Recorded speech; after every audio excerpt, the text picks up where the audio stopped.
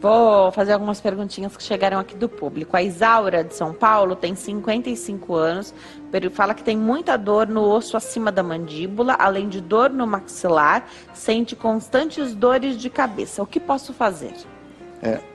Isaura, primeiro você precisa ser vista por um profissional que vai poder fazer uma avaliação completa. Dentre as cefaleias, tem diagnósticos diferenciais enormes, desde enxaqueca, cefaleias tensionais, cefaleias em salva e a DTM muscular. Eu acho que é importante você começar a reparar qual período que ela aparece mais, se ela aparece mais quando acorda, mais no final do dia, quais são os dias que ela está mais presente, se é próximo do período menstrual ou não, se não tem relação com o período menstrual, se tem relação com aqueles dias mais tensos. Tudo isso vai te munir de informações para você passar isso para o seu médico ou para o seu cirurgião dentista. Maria da Glória, de Varginha, Minas Gerais, conta que a cartilagem da orelha dela dói e incha muito. Sinto dores no maxilar. O que pode ser? Difícil, a gente sabe que falar de longe, né, é difícil, mas uma orientação para quem está em casa. Eu acho que é importante nessa história, as pessoas têm relaciona-se muito a orelha, o ouvido, a orelha externa, né, não se fala mais ouvido, hoje é orelha externa e o pavilhão, a dor nessa região, com os problemas ATM. De fato, excluída as causas otológicas, eu acho que é importante dar um olhar para a articulação temporomandibular.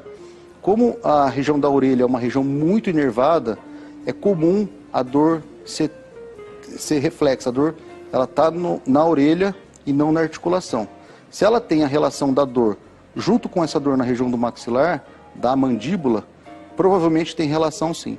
Mas eu acho muito importante que antes de passar com o cirurgião dentista, ou com um otorrino que trabalhe com ATM, é o otorrino que vai ver o ouvido mesmo, porque tem outras patologias, principalmente no pavilhão auricular, que é a orelha mesmo, ela não teria que edemaciar, inchar, por conta de algum problema na articulação. Então, tem que ser investigada outras causas. E aqui me ocorreu de lembrar que as coisas podem acontecer juntas também, né? Às vezes você tem um problema na orelha, então que hoje não fala mesmo ouvido mais, né? É orelha.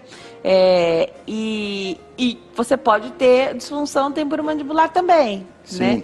Então por isso que às vezes você precisa visitar os dois, que pode ser que você tenha duas questões a serem tratadas, aliás, né? Tem mais perguntas aqui dos nossos telespectadores. Maria da Conceição, de São Luís do Maranhão, conta que fez um implante na parte superior e inferior. E depois disso, doutor, o maxilar dói muito e sente os dentes esfregando uns nos outros. Pode ser o ranger, será? O que pode fazer? Então, existe uma correlação muito antiga da oclusão com os distúrbios da articulação ou da musculatura. Hoje, a gente sabe que não existe uma relação tão direta assim.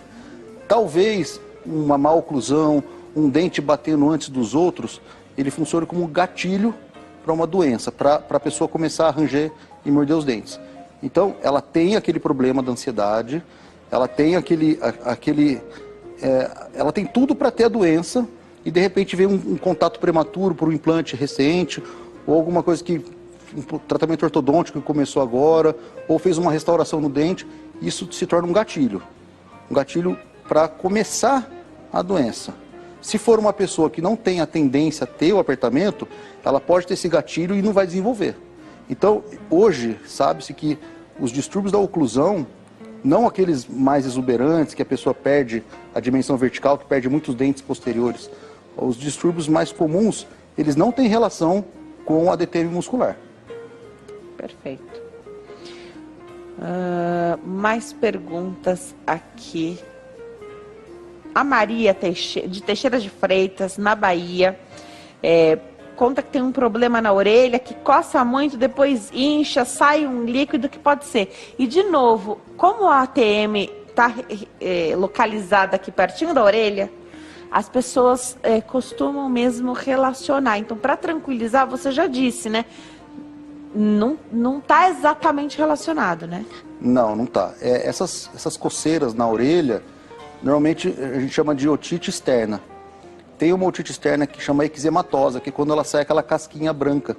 Normalmente acontece em pacientes que usam cotonete, coçam o ouvido, porque muda toda a flora bacteriana da orelha externa, o pH, e aí começa a ter manifestação de algumas bactérias.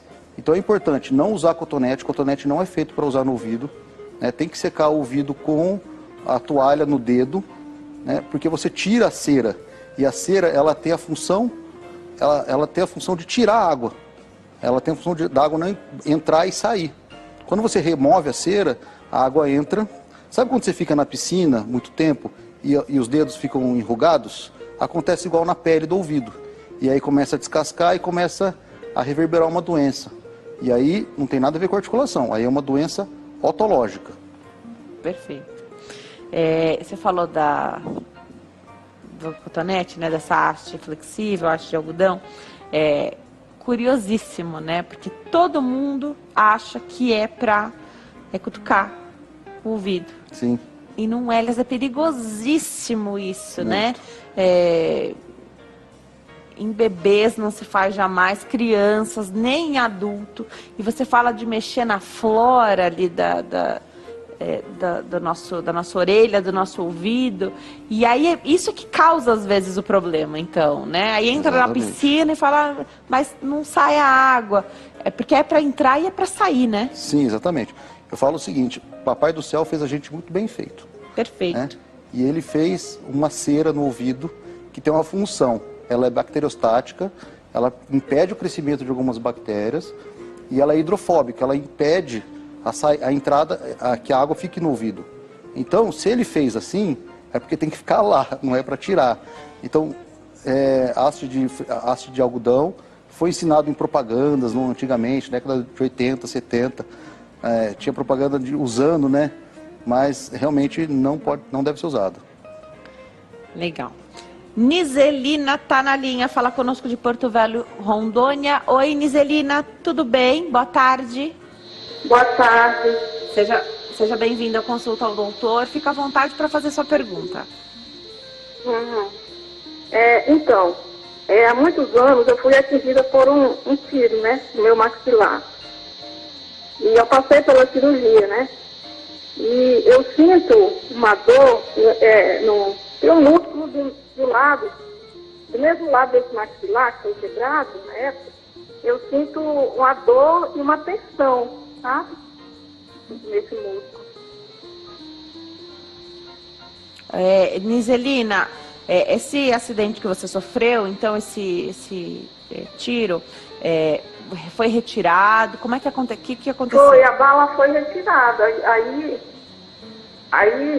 Ia ser necessário colocar um osso químico tirado do meu corpo, mas não foi necessário.